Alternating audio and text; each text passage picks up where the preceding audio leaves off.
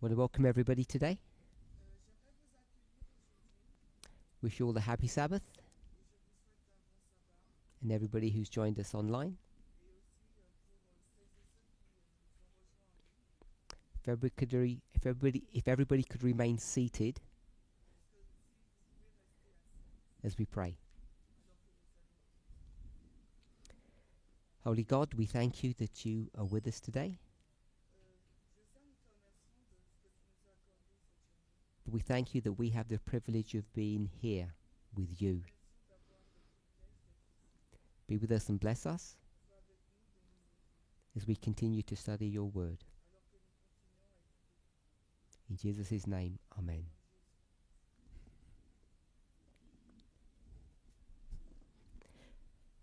This is study number 6. This is the third of my presentations.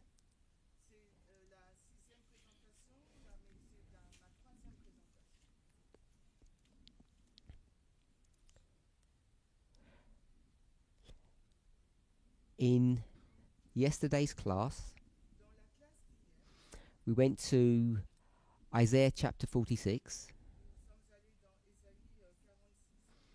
and I think it's fair to say that there was some confusion, or at least questions, on the structure of that chapter and verse.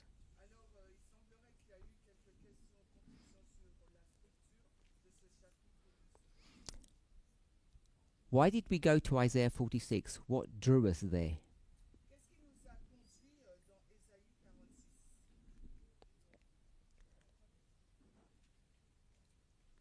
We're in Revelation chapter 13 and 17.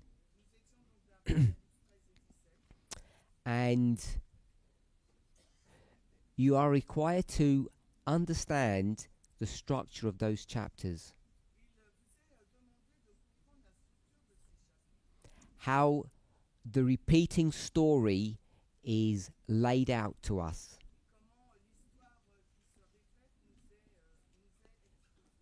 There is a singular view from the beginning to the end, which I've called a panoramic view.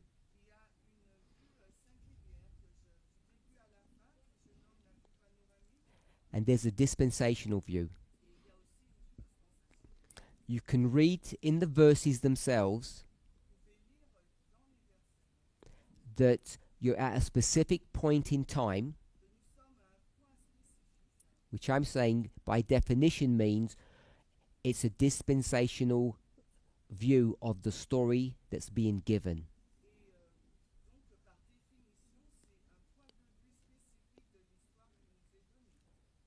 We didn't go into any great proof, but as you read both chapters, you can see that the point at which you are at is neither the beginning nor the end. So if this was the beginning and this was the end, in both stories,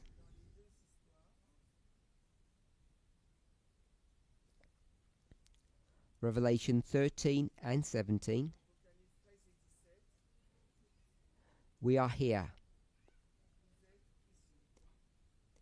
in the middle somewhere. So I call this past, present, and future. Both chapters have the same structure.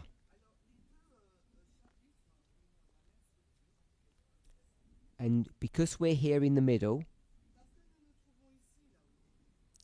we know that there are these repeating concepts or patterns in this story that's being given to us.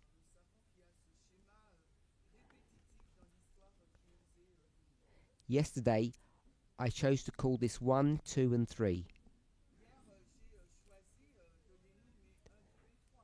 You can call them 3 waymarks, or 3 points in this story,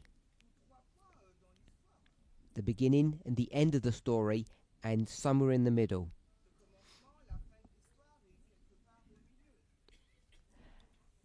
And I asked the question, why were these chapters structured in this way? So as we were trying to understand the answer to that question,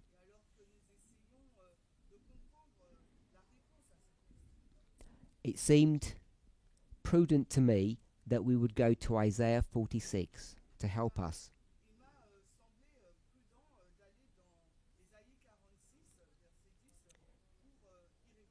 And someone gave us the verse.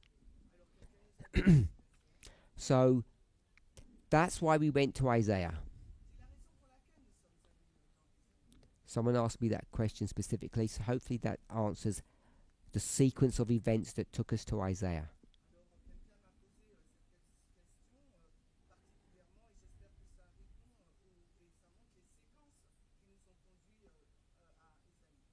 Any questions on that?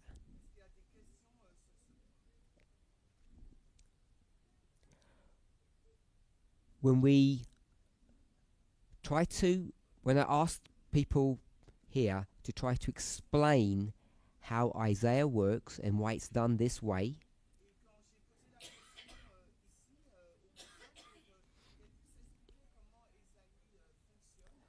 we struggled initially to give adequate answers.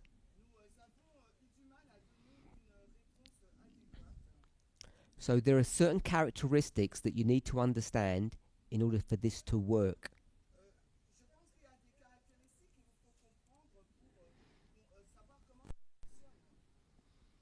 If you remember, it was towards the end of the study that we made an important point, or we came to hopefully some kind of agreement.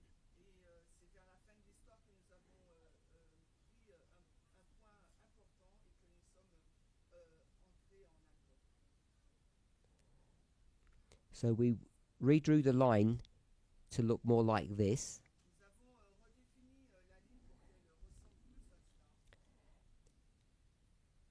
And we said, in order for this to work,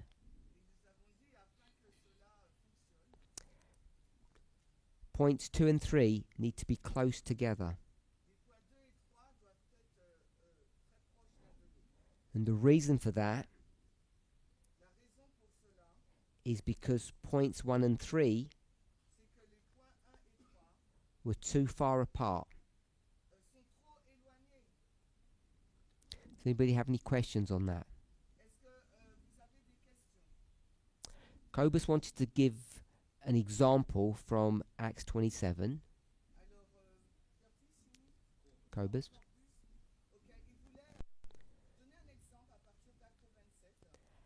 And I didn't let him do that. And perhaps I didn't explain well why not.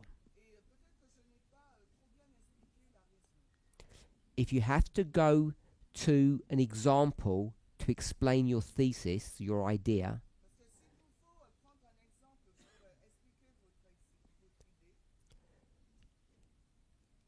you will end up getting into a problem, and you're almost certain to make a mistake.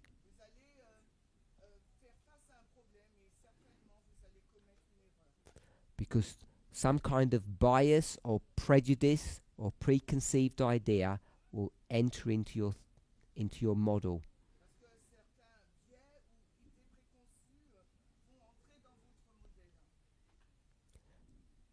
This is why you shouldn't be using even media articles to prove what you believe.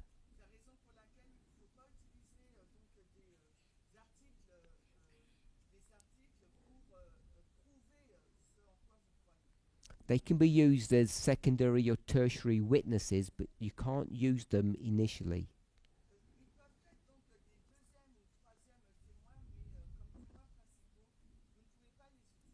So eventually we did go to an example, because I think people weren't getting how this works.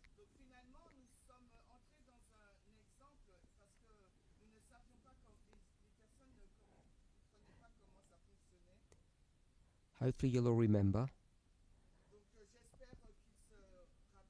that we went to the story of Daniel 3.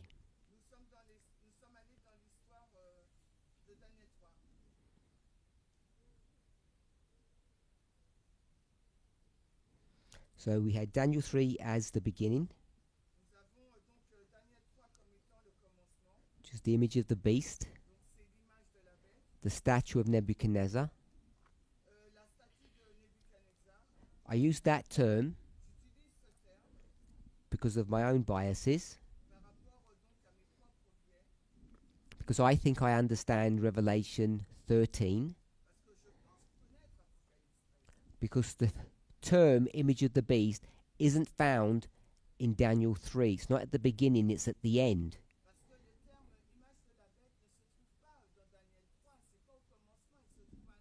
Everybody agree with that? It's a term that comes from Revelation 13.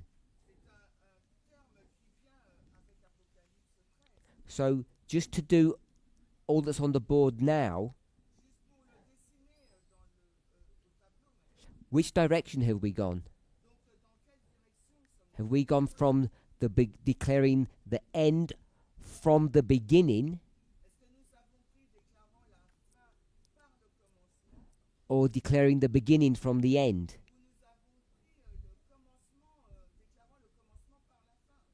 First option or second option? Put your hands up if it's the first option.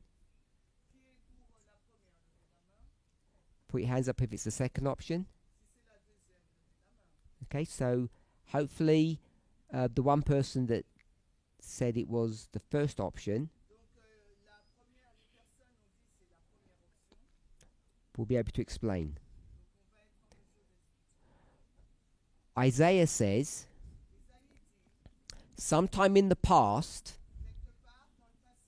the beginning, God said something. And what God said, we'll call it a prediction or a prophecy. God says something will happen.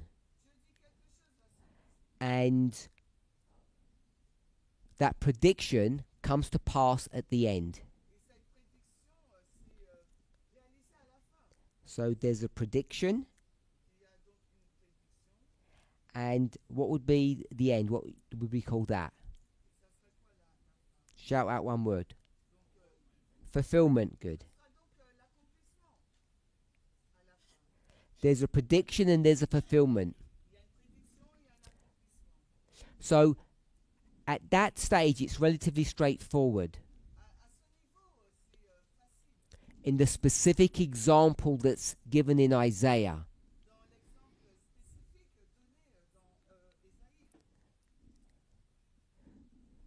this prediction, I'm not going to ask what it is, but who's giving the prediction? I'm assuming we generally know, so you can just shout out that answer. One word. Who is giving the prediction?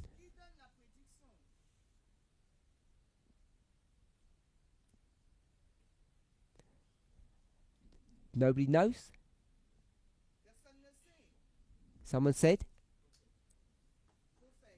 Which one? Shout out louder.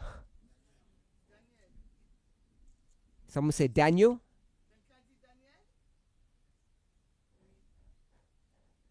Who was alive first? Daniel or Isaiah? Isaiah? So it couldn't have been Daniel.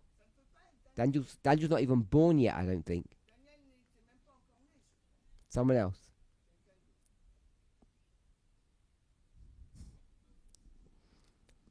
We talked about it this morning. But he already knew.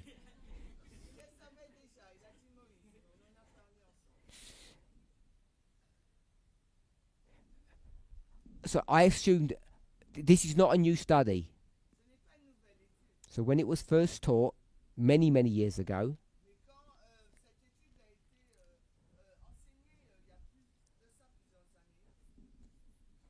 teacher directed the students to the actual passage that's the prediction.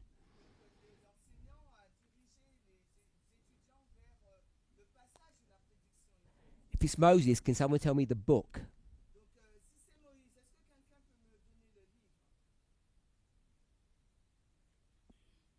I'll ask another question. What is the prophecy that Isaiah is directing us to?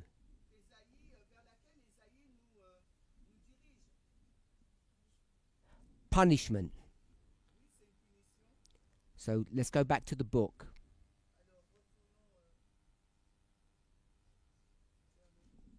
Which book?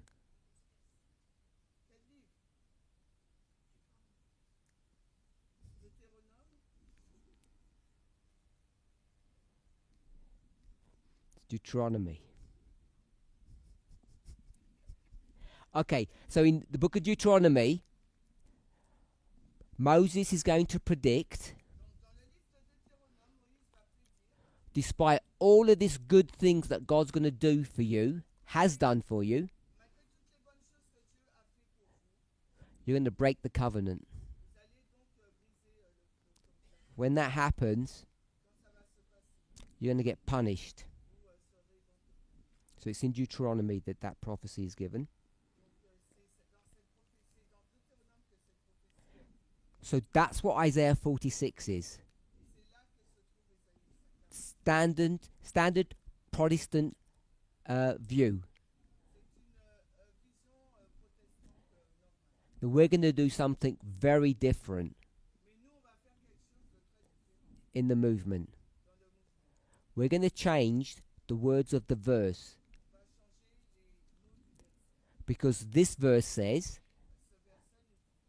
God sees everything right from the beginning all the way through history to the end. That's what the verse actually says. A prediction and a fulfillment. We don't do that. What do we do? When we say Alpha and Omega, and someone used in a question, I think it was yesterday, said the line of restoration. And I said, what is that? And the person said, line of restoration is?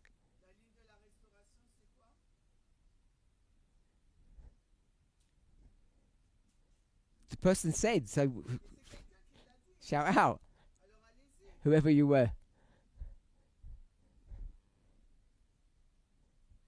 I'll give you a clue. Begins with E. Eden to Eden, thank you. So we turn Isaiah 46 into like an Eden to Eden model, which isn't just a prediction and a fulfillment, is it? So I'm going to do this and say points. There's a prediction and it's going to point to the fulfillment.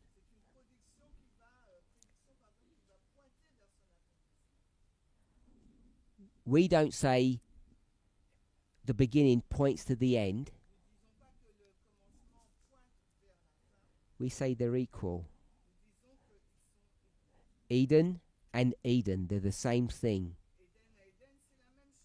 So there's something at the beginning that looks the same as the end.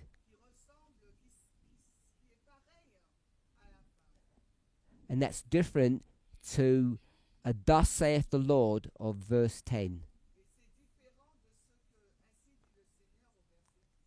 Are we okay with that? Except Curtis.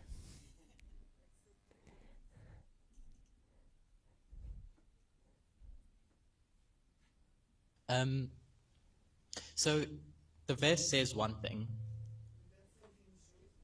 and I get the logic, what we do. I understand that. But what steps do you go to reinvent the verse into that?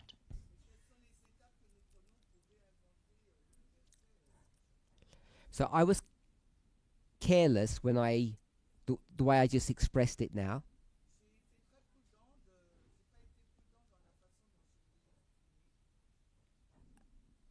A clever person could actually read the King James words and get what we do.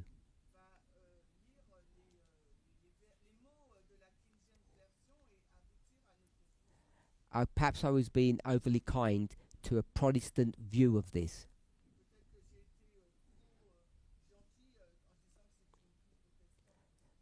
In reality, I don't think you need to manipulate the words that much to get to where we were.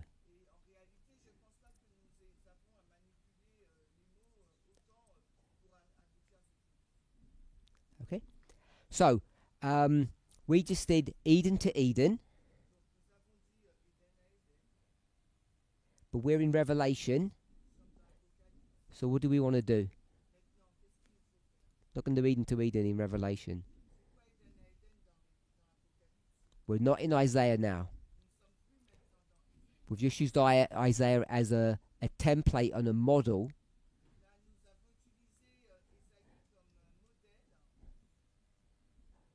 What would we put now in Revelation 13, 17?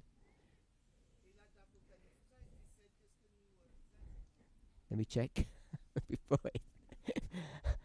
I send you on a wild goose chase.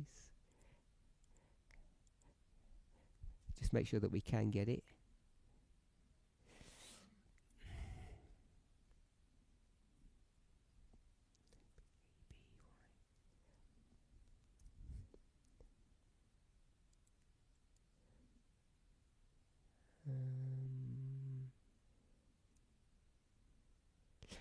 So did you say something? I'm hoping someone else will. Just the two words with the same word.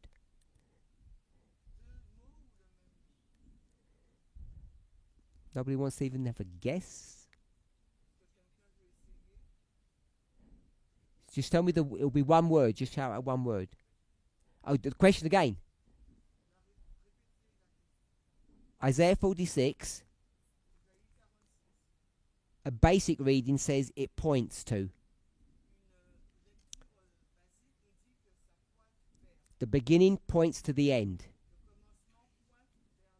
which is prediction and fulfillment. And they're not the same thing. I'll put they.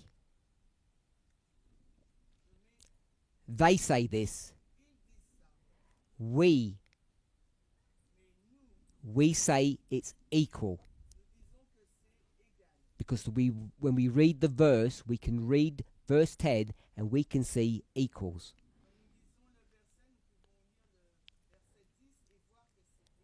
If you can't see equals in the verse, you can't do any of this.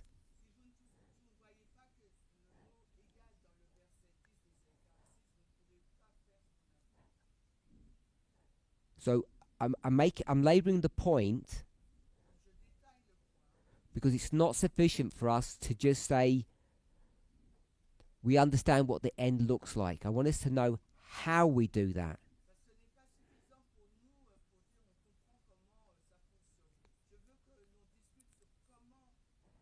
And whether you realize it or not, a lot of what we understand today, what we teach, is built upon these concepts, these models.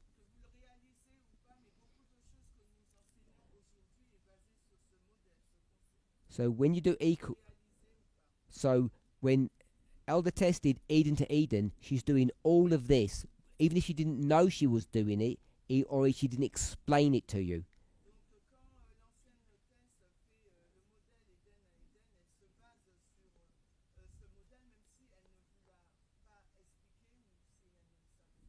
I believe she understood what she was doing, but she didn't take the opportunity to explain it.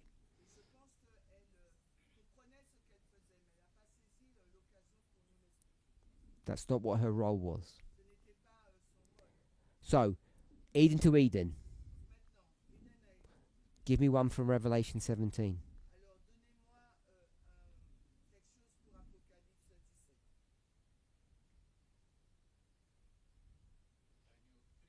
Just one word.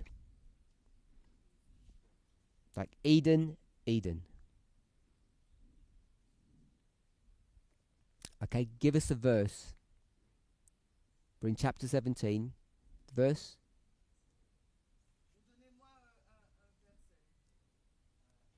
Verse 8. I don't know what verse 8 says, but verse 8. So, if you were going to say verse 8, Tato, what's the word?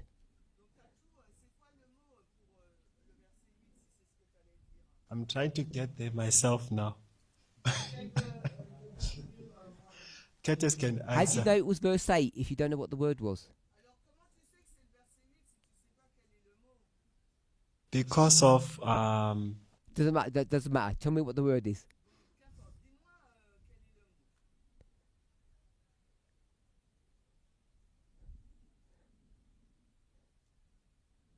no, I was just guessing, but then let me try. It was a bad guess. Okay, let me try. I think it's I want one word. Was. Was. Yes. So you want me to put was?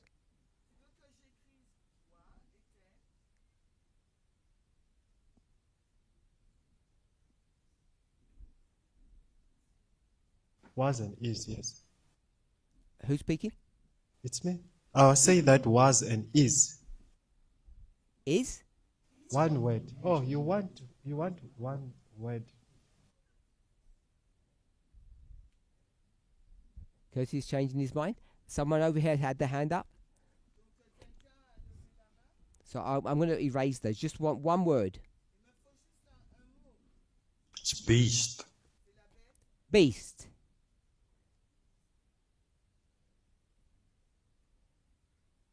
So beast to beast.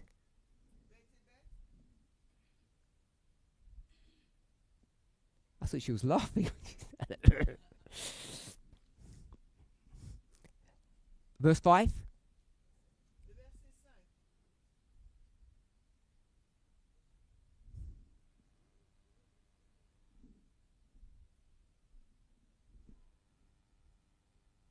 Babylon. To Babylon. Verse 5. Upon her forehead was the name written, Mystery Babylon.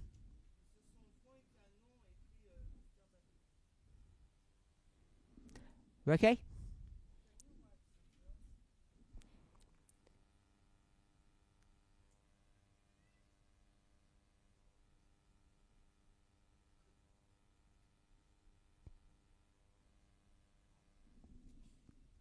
If you're happy with Babylon to Babylon, I want to just I'm not. It wasn't a big point. There may be others. It's not a big point. At the back, there's two hands.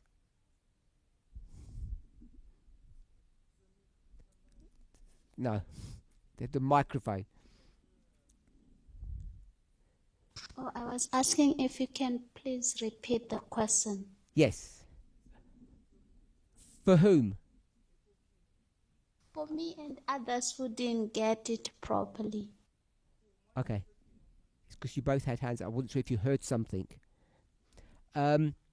So Isaiah 46 says there's a prediction and there's a fulfillment of the prediction.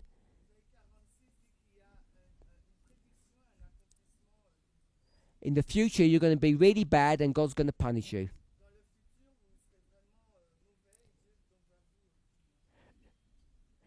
Useful. It's useful, but not particularly helpful. If we could understand the verse to mean the beginning looks like the end, it becomes very useful.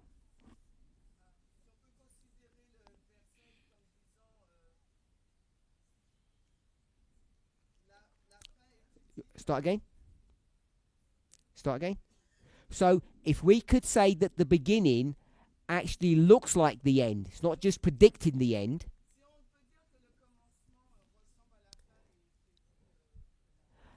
then the verse becomes really useful. It's a methodology or a technique that you can take anywhere with you. And you can open up any concept or any verse or any story.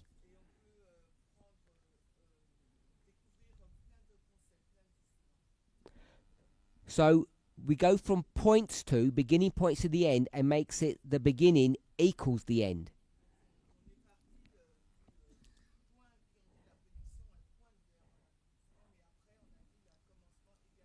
I gave you an example that Elder Tess used, Eden to Eden. I want to remind us, we say Elder Tess did that, but if you've been in this movement any length of time, you know that we used to teach this long before.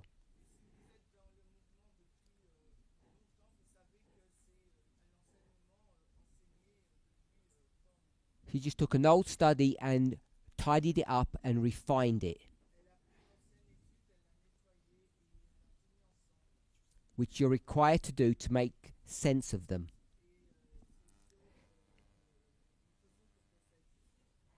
And then I asked, can we come up with one?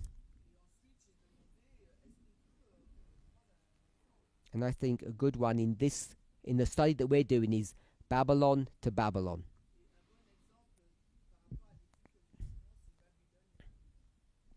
Everybody okay with that? So if I were to just throw something into this mix,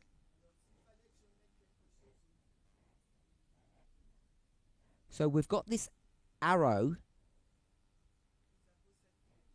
that points the beginning to the end. And then what you can do is to say if the beginning is the same as the end, we developed this even further in the past. And we said it's the daily or the continual. If we're okay with that. We know specifically that this is the woman. So this is a really old study that was done. So the woman is the daily. She's Babylon at the end, she's Babylon at the beginning.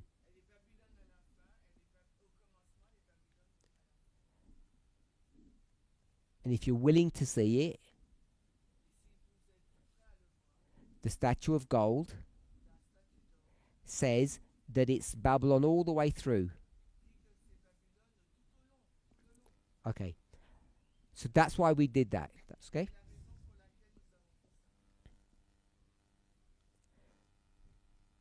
You have to be able to see or know that number 2 and number 3 have to be close to each other.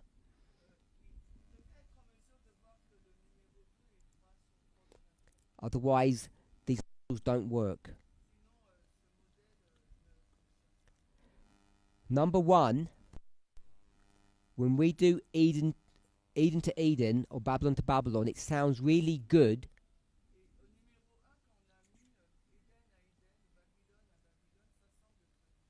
But it's really easy to make mistakes. We still use the term Sunday law. We know there's no law and there's no Sunday. So, I was asked a question. In the past, like last week past, we used to say that the message or the test is about equality.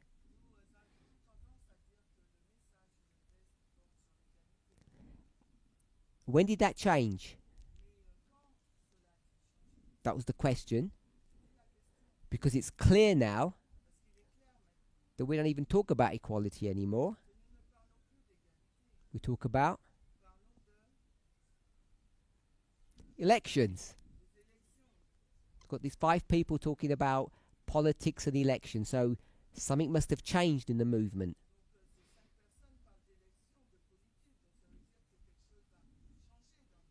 And nobody told the person. Nobody told them that we'd changed our message. That was their question. Is that correct? So the problem is, if you don't understand the relationship between 2 and 3, the necessity of having a structure that works that way,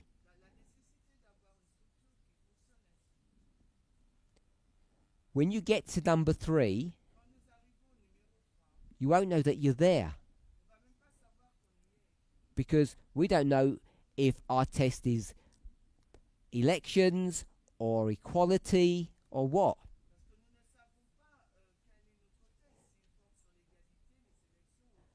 So we need something to help us.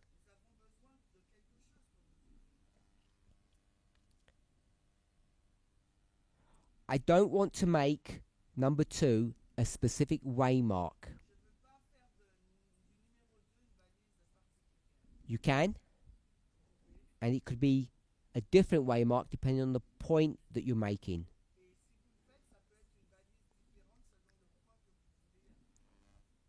What I want us to see is number 2. When is it? Let's answer that. It's in the present. When I say today, it's not literally today, we know that. So number 2 has to be in the present. And it has to be close to number 3. So close that you can see something about 3 already.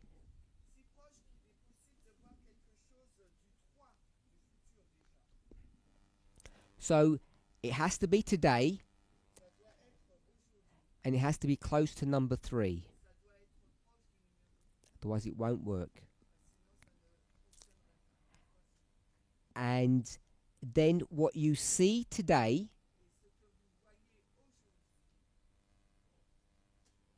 is telling you about the future, which sounds very similar to 1 and its relationship to 3. So we discussed that. What we weren't clear about, which we should already know, we have a line, 3 waymarks. Where should we have started?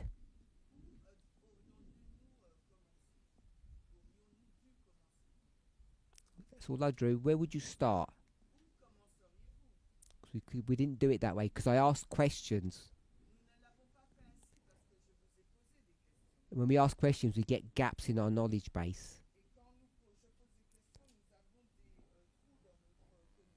So this is where we should have started.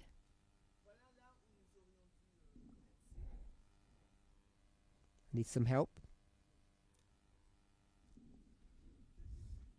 What is this?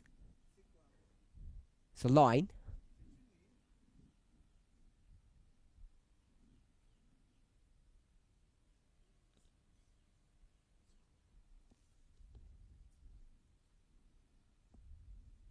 It's a sequence, which is a structure. It's a sequence, it's a structure.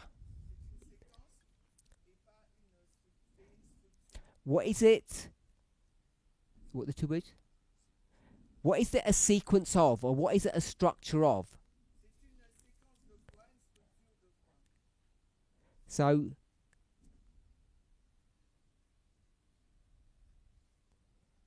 It's a sequence or a structure of something else. It's a repeat. A repeat. So what I want is once I draw this, and you need to know this, is you realize that this is a story. Does everybody know this is a story? That's what lines are, stories. It's a story of what? That's what you need to know. What is the story? Otherwise, 1, 2, 3 don't really do much for you. So I've called it a story. What else can we call it? Because people think differently. Or sometimes the word story wouldn't be appropriate. So this line is a story. And another word we might use. Shout. History. If someone said history, I'd want to know the history of what? And all I need to do is just do that. His story. And it's history. So history is a story. So I'm going to use the word theme. What is the theme of this line? Or what is the story about? Okay, so we're doing Daniel 3, the one we spoke about yesterday. You can either, whatever works good for you, you can story or theme, however you conceptualize it. What is this story or this theme?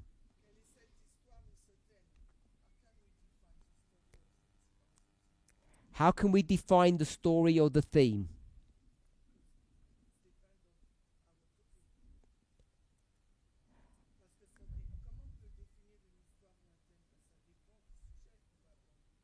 So, the question was, how do we know what the theme or the story is? And where are we? In Revelation 17 or 13. So we want to look for a theme or a story.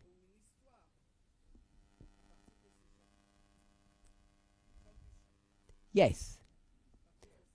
So that's why I said when you have a line, you need to know what the story is or the theme of that line is.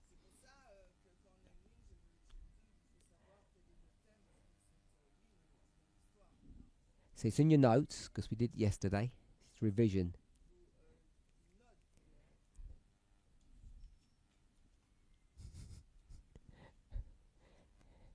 You're looking at your notes.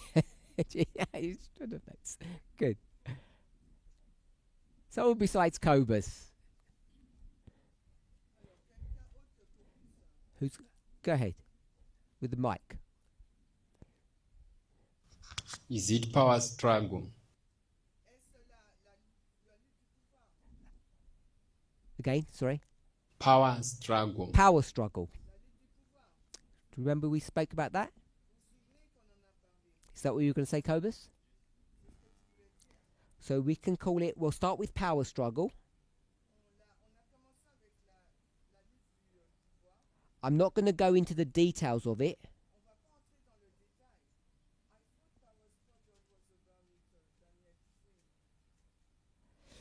So Elder Shemaine said she thought that the idea of power struggle was Daniel 3.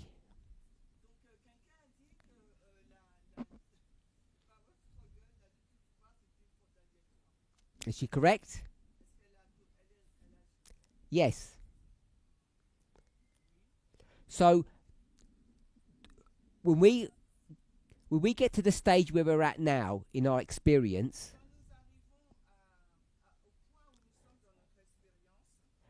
it becomes really difficult to know where to start a study.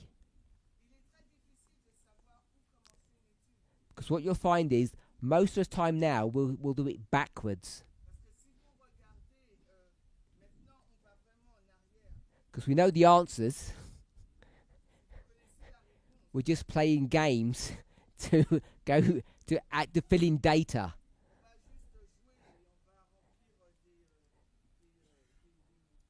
So I said Revelation 17, and she says I thought we were doing Daniel 3.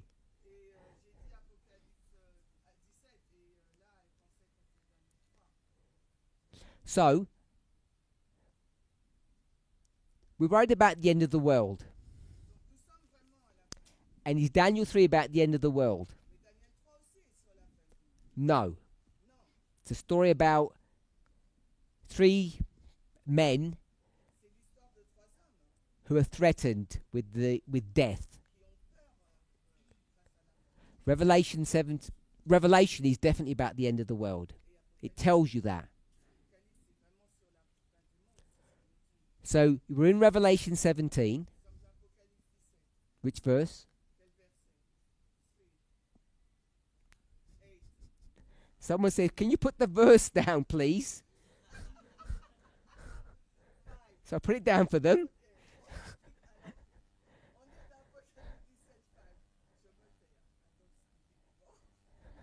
They're not going to speak anymore.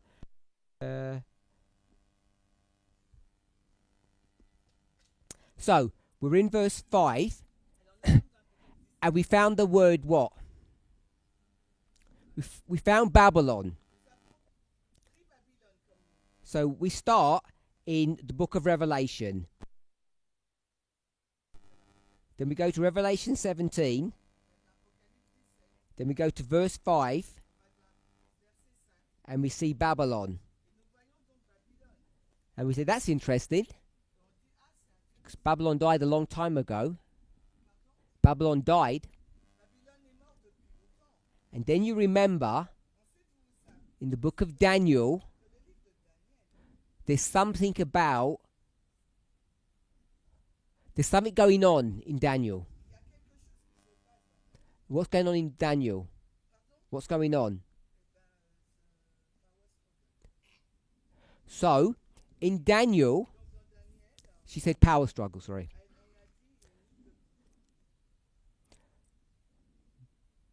God says to the king, what? What did God say to the king?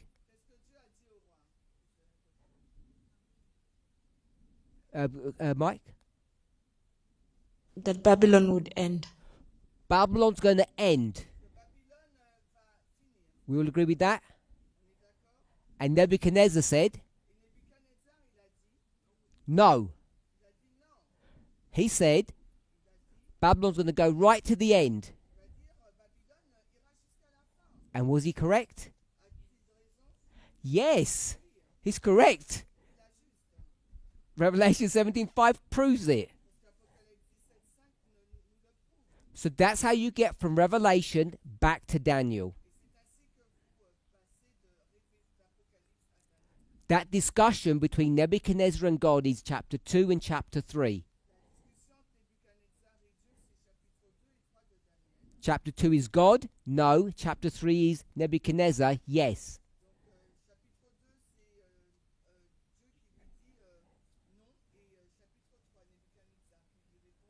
So we've got Daniel 2 and 3. God and Nebuchadnezzar?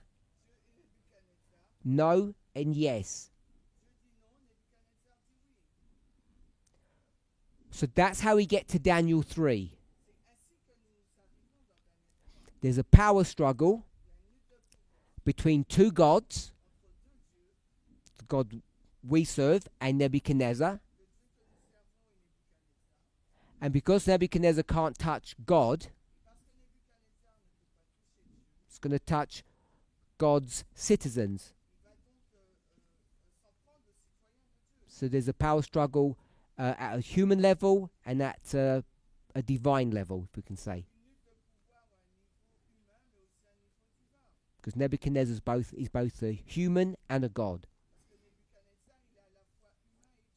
So that's how we get from Revelation to Daniel. So, as Elder Shemaine just told us, it's the beginning that's going to give you the theme, not the end. So there's a power struggle that we've just described. And you've already read Revelation 17.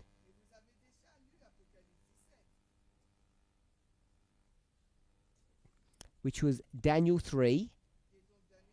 And you already see a power struggle in Revelation 17.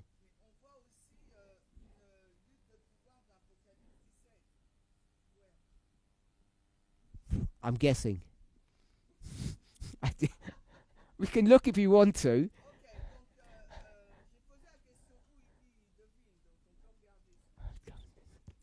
If you insist.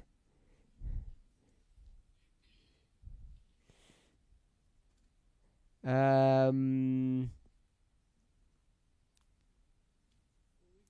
16. You didn't ask me what verse it was in chapter 3. It's obvious.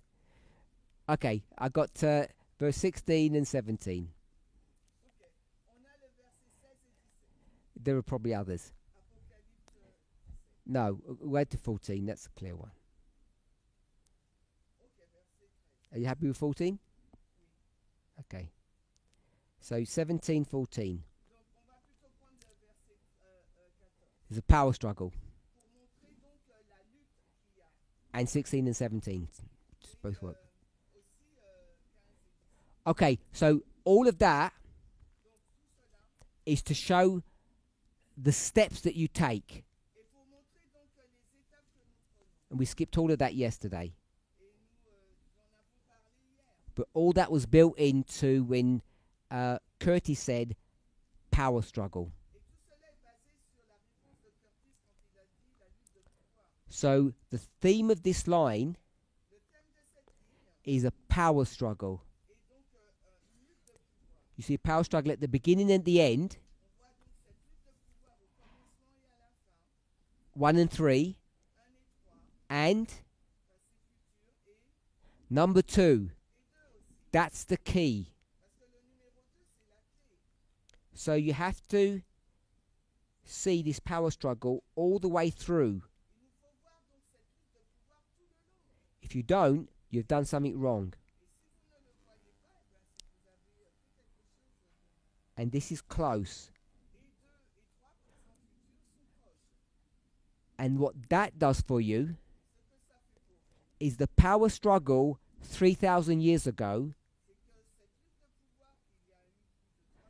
doesn't look like the power struggle at the end. If you want to understand what the power struggle at number 3 is,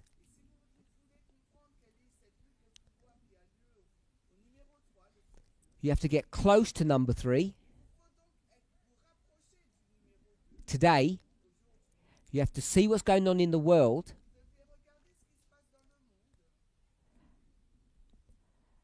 What's going on in the world? Not literally today, but today, a couple of years ago.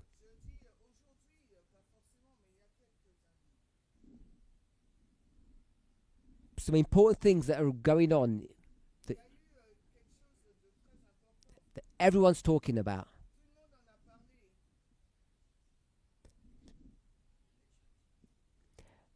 Elections, not elections. Things that aren't to do with our line.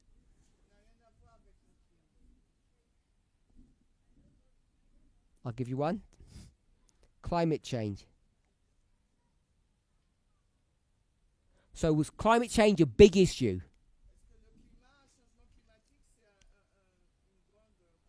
I mean, it's really serious. Number 2, it's happening at number 2. So then you say, number 3, the Sunday law is about Climate change. So that's why it's important to understand that you have a theme. Because if you go to Daniel 3, there's nothing about taking care of the earth. So the several things that are happening. Give me another one.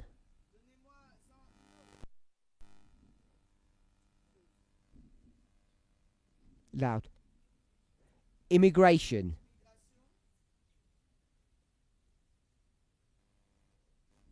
So, immigration is a difficult one because you've got immigrants in Daniel 3. So, in the same way I didn't want to do elections, I don't want to do immigration because they're the real ones.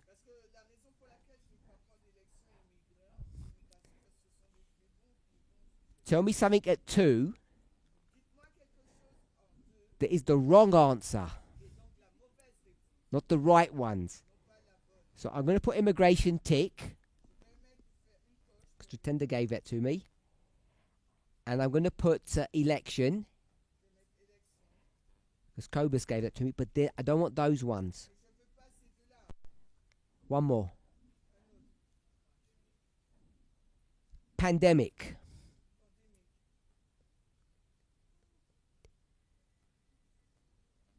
COVID, pandemic. It's not the beginning. It's not part of the theme. You know it's not the great test. Erase that. It's not number 3. I'm sorry. That was for online. I'm sorry. Another one? In Europe?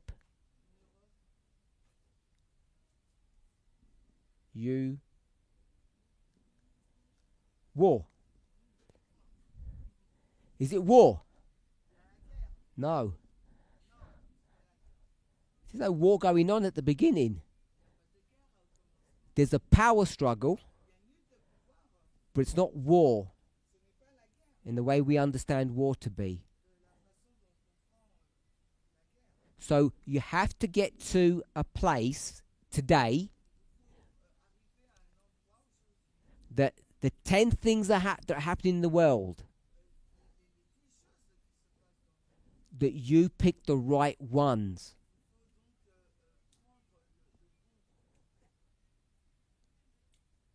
We'll stop here because there are plenty other ones. But I just wanted to show the problem that confronts you.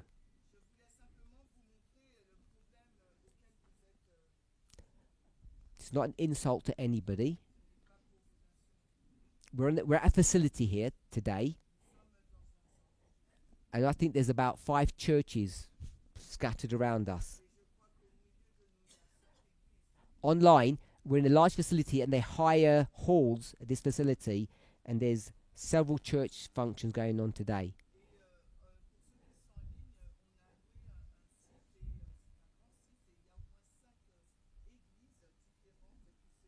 And they're all happy, praising God, and they all think they've got the truth. Just like us in our little room. And it's just so easy to get things wrong and to think that we know and we have the truth when we don't. So today, number 2, there's plenty of things happening, and a lot of them are wrong. So that's why it's important to follow these rules. Okay, so we've got power. And number 2, you have to find something that's this theme. And it's not that straightforward to do that. It's easy to just throw out power struggle and it all looks good, but to get there isn't that easy.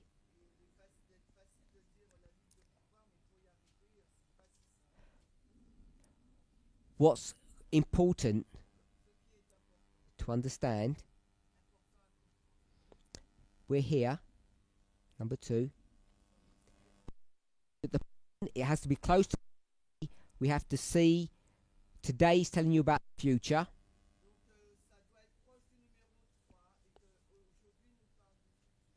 Has to be the right theme. We've got that. Because there's plenty of things going on today.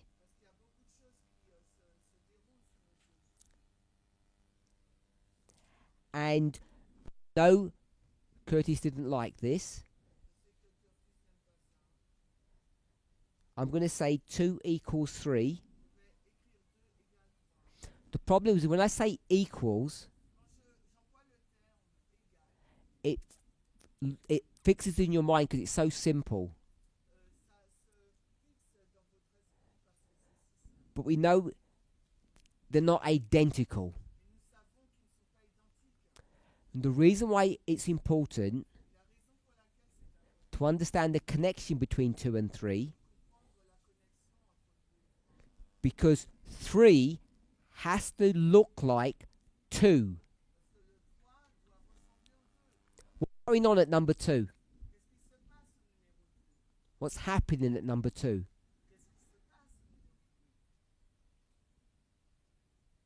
Tina. I have a question not related to what you asked. So let's just finish this bit, if you can remember your question. What's happening at number 2? We should all shout out the answer now. Power struggle. Yeah? They're not trick questions. So at number 2, there's a power struggle. Now that power struggle has a particular dynamic to it. Is the dynamic of the power struggle at number 2 the same as number 1? Put your hands up if it's yes. Online, no one put their hand up. It's different, yes? Everyone says yes. The power struggle looks different to number 1.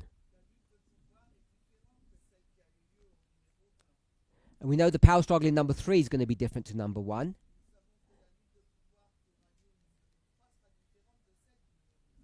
And now we have nothing. We've just got 3 power struggles. And we can't connect them. So it seems to me, or I'm suggesting, that the power struggle at number 2, its relationship to number 3 is what?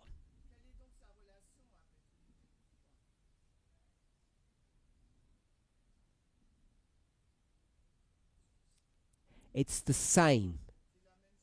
We'll call it the dynamics.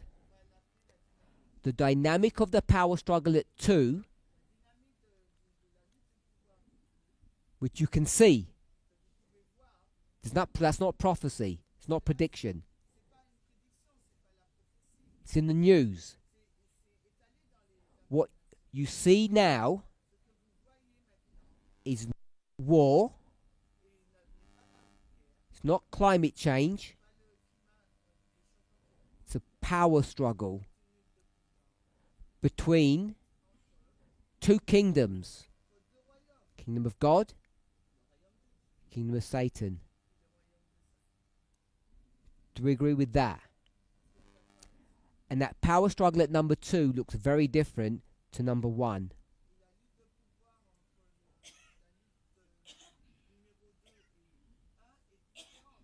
So different that you wouldn't even be able to connect them together. Everybody okay with that?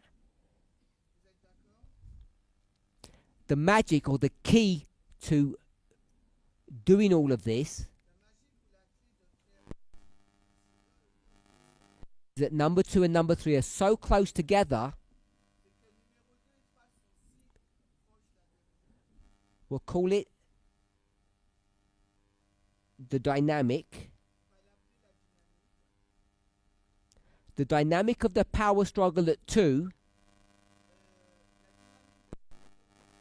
is the same as the dynamic of the power struggle at number 3.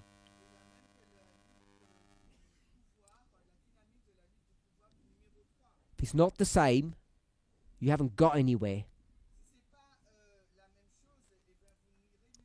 It's based upon that assumption. I want to call it a thesis, because an assumption is like a guess.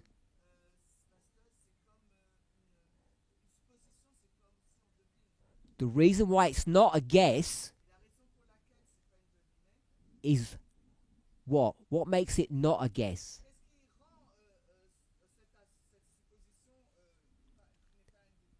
1 to 3 would be a guess. Why is 2 to 3 not a guess? Because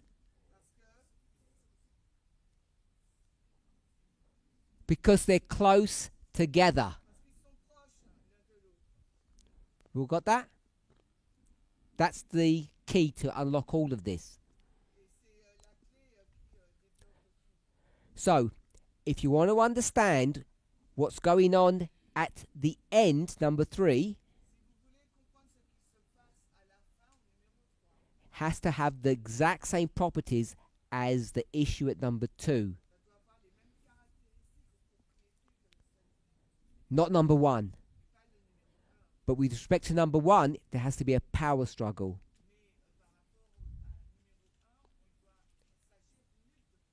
And that power struggle has, at number 2 and number 3, has to be the same theme as number 1.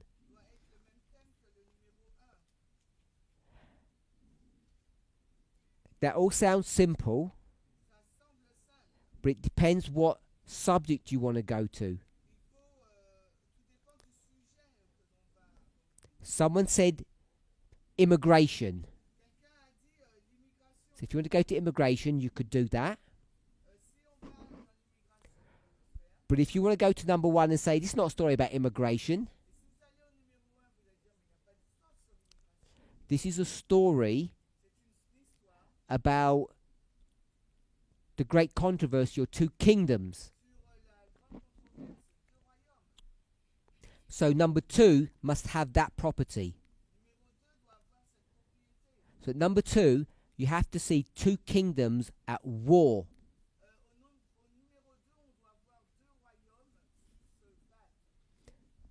Number 1, we could say they're immigrants, but they got their citizenship. 3 people, yeah. They're citizens. They're actually, I think they're almost princes of Babylon now. Well, definitely wise men. And only Babylonians can take that role. So now, it's a power struggle that's internal to Babylon. So that's why I said you could make an immigration story, but you could also make it not an immigration story.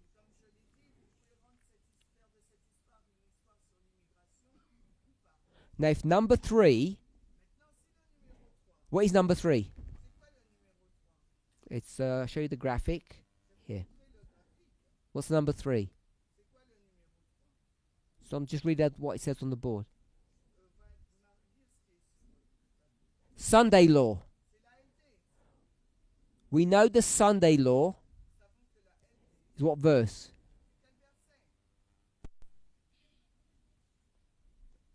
Book, chapter, verse. Is someone saying something to me? Or, oh, is that translated? Book. Daniel. We've got some technical problem. It's all good. Switch back in. click back in. Daniel? What? Battery? Oh. Daniel? Are we on the same page? 11? 41. She'll enter also into the glorious land. In many countries she'll be overthrown. We okay? So, the Sunday law, I'm going to do this backwards, which is the wrong way, of course. Where is this power struggle? Where is the power struggle? At number 3.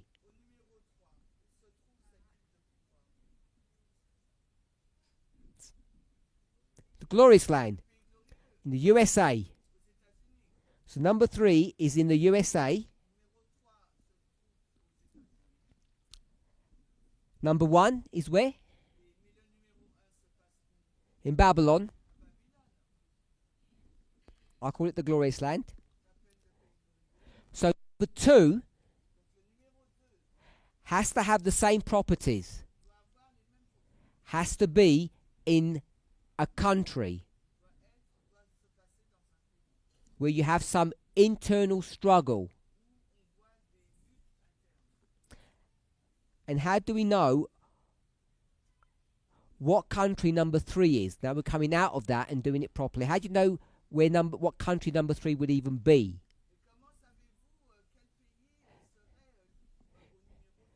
You can follow all these steps like we did here. It says Revelation. It went all the way down.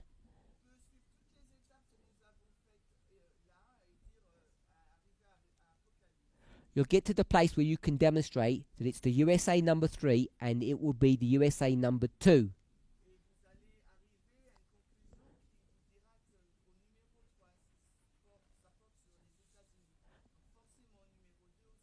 We're not going to say something's happening in Timbuktu which points to something in the USA. Can't do that. So what do we know today? There has to be a power struggle between 2 kingdoms, kingdom of God, kingdom of Satan. Has to be happening in the United States internally. And it's not immigrants that are fighting. So we can get all of those properties today. So all you need to do before the Sunday law is pick up the newspaper, see 2 kingdoms fighting against each other in the United States. You'll know one of them's good and one of them isn't.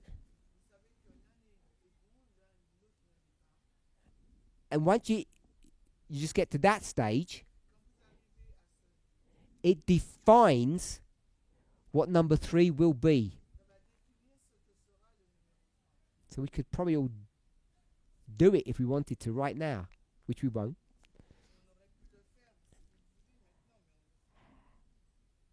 And the power struggle at number 3 between these 2 kingdoms at 2 levels, spiritual and human to human. But Nebuchadnezzar is both a human. No, Nebuchadnezzar is a human, thinks they're a god, and they're going to fight with a heavenly being and a human being.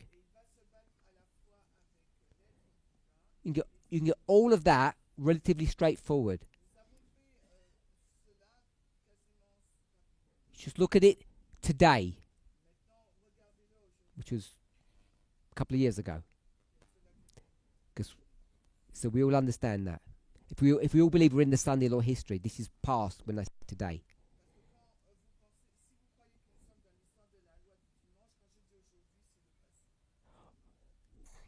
The reason why this is important is because it gives you the tools to accurately predict what number 3 will look like, what its properties will be.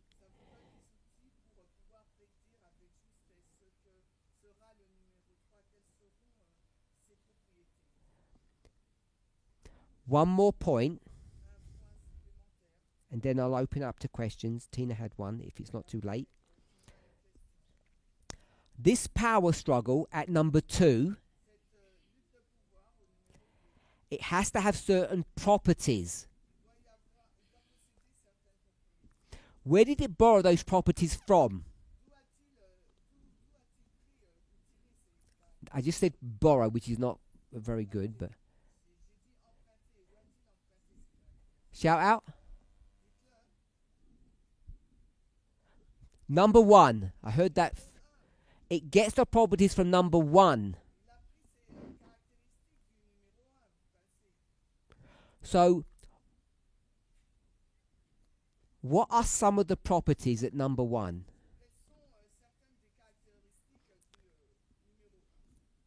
Because the properties at number 2, they have to be the same as number 1. And when you pinpoint the property, you'll see its present fulfillment at number 2.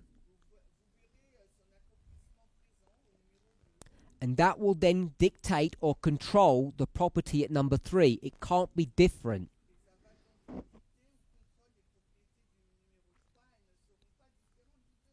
Who didn't understand what I just said? Okay, so almost everybody didn't understand. Almost 2 people didn't understand what I just said.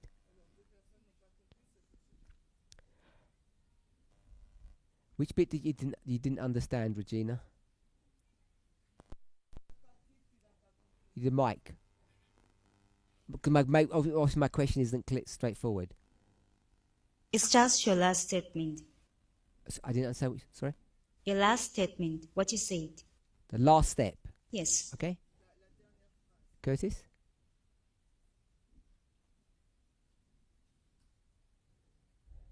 Are you saying that things happen in number 2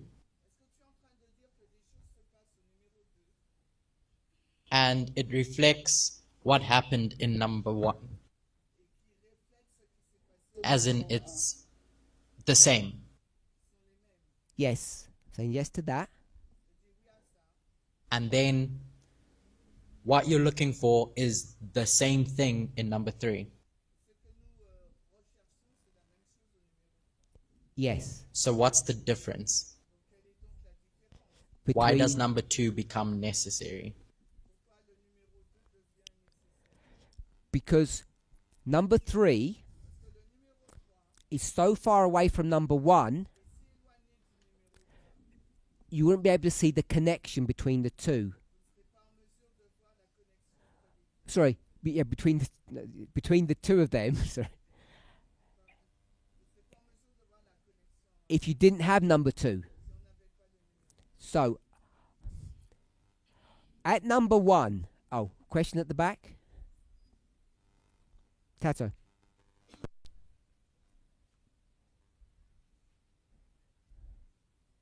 Okay, I think I see what's... Are you asking me a question now or making a statement? Or making a statement on... On what? On how 2 is close to 3, but we cannot... Stop, she's not even translating. She hasn't even started. Sorry. Start again and just carry on. So I think I get what's happening. For we cannot just say what's going to happen at number 3.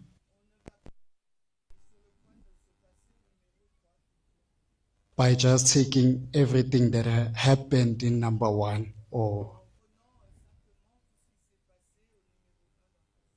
so number 2 is necessary. but it has to take its foundations from number one. Then that's when you know that you'll make a correct prediction to number 3. Yes, thanks. And number 1, there's a law which dictates how to behave. Is that a reasonable statement? Some rules that says this is what you are required to do. Did anybody break the rules? I don't mean did they follow it or not follow it. I'm not asking that. Does everybody follow the rules? Yes. All follow the rules. So if we take that idea and then we bring it to number 2, we say there are rules to follow. And does everybody follow the rules? Yes. So that means in number 3, in the power struggle, one of the characteristics that you will know defines number 3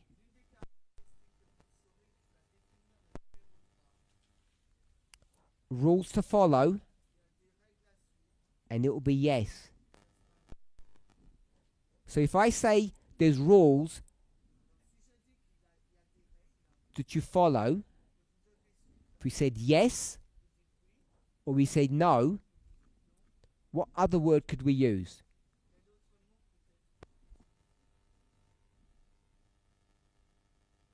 When we think about law.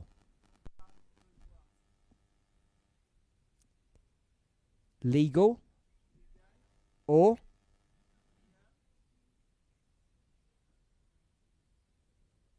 is that how you spell it? Illegal? Legal or illegal? That's the question. And the answer is in the theme of the power struggle, the answer is what at number 1?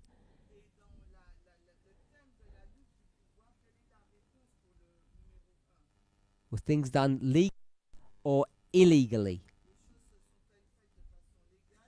Put your hands up if it's legal. Put your hands up if it's illegal.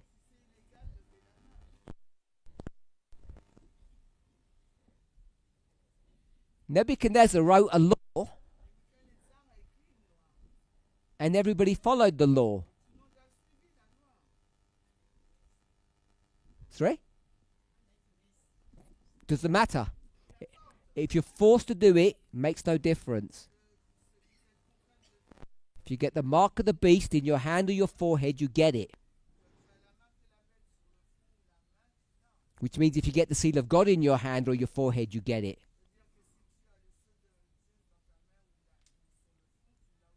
That's a different story. If it's duress or not, it's still legal. The boys didn't say, we're going to write some new laws and follow those ones. There'll be one law and everyone's going to follow that law, whether you agree or disagree with it. Curtis? I know we're out of time. Just to confirm what you've said, it was legal for Nebuchadnezzar to make that law. Yes? Yes. So I'm going to say legal. That's going to be the controlling theme for this line. Where today, there's power struggles going on. Today, not literally. We've got some modeling of what that power struggle is. We've already described that. Ruler to God, ruler to human, or subjects. Is it legal or illegal? Has to be legal. And therefore, because we're so close to number 3, whatever the power struggle at number 2 is, that is being managed legally, the same power struggle, the power struggle has to be identical at number 3, and it has to have the same properties. I'm suggesting, not the only, I'm suggesting, this is how you get the properties of number 3.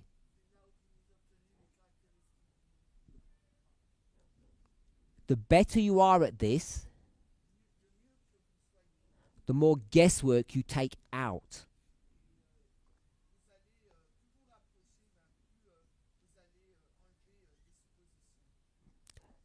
Methodology takes away assumptions. So,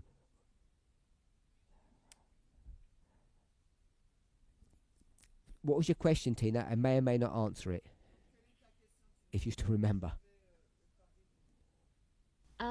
I was asking about the power struggle. I was asking about the power struggle. Is it between the God and the people, or the subjects, or between two kingdoms of this earth? The power struggle, depending on the story you're telling, is the great controversy between Satan and God, Satan's agents and God's agents. It's between Nebuchadnezzar and God, and it's between Nebuchadnezzar and the citizens or the subjects. So in our specific story, it's this. So the king is fighting against God and controlling the citizens in a way that isn't right, or fighting against citizens.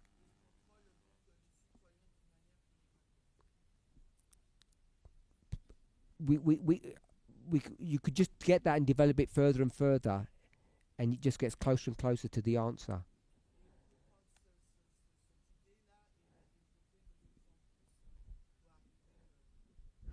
Because God, there's only, when I say that, I don't mean literally there's only one God. There's only one side when it comes to the fight for God, with God.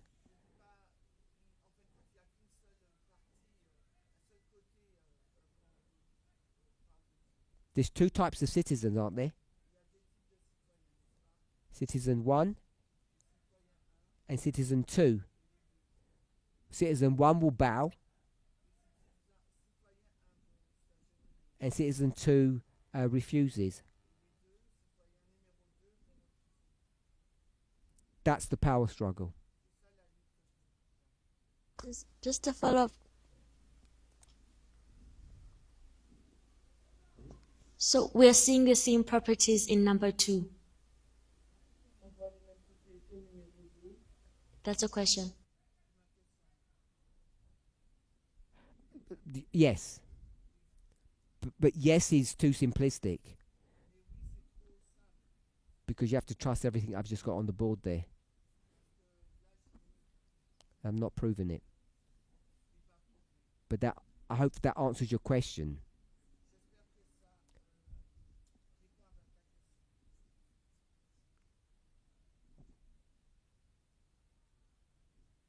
So would it be fair to say that in Daniel 2, Nebuchadnezzar has this dream?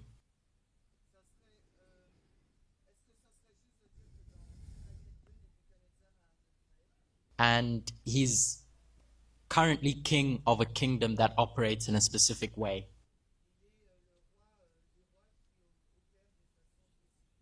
So we can just call that kingdom 1.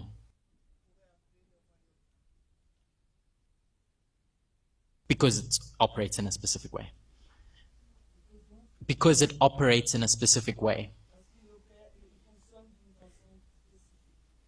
And then we get to Daniel 3, and he says, I want to operate in a different way.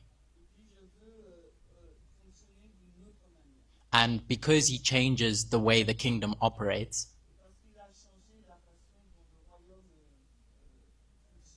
it's a new kingdom. So kingdom 2. And so the struggle, I appreciate you said it's between Nebuchadnezzar and the citizens.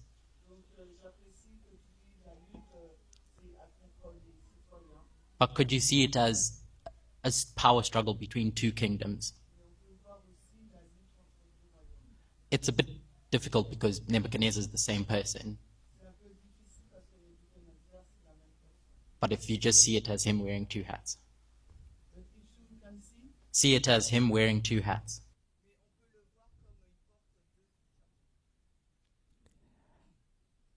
My answer to your question is that this is your study number 1 in a couple of days that you're going to do. I don't think the group here know that Nebuchadnezzar rules Babylon differently between chapter 2 and chapter 3.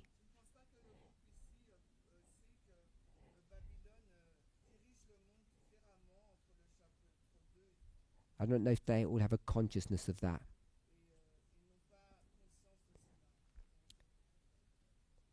So you'd have to show that. Okay, I want to thank everybody. Let's close with prayer. Holy God, we thank you that you've guided and directed us through this hour. I thank you that you have taught me. And I pray that each of us have been benefited and blessed.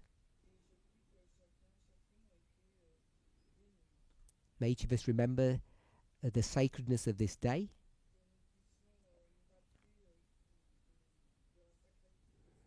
As we enjoy each other's fellowship. In Jesus' name we pray. Amen.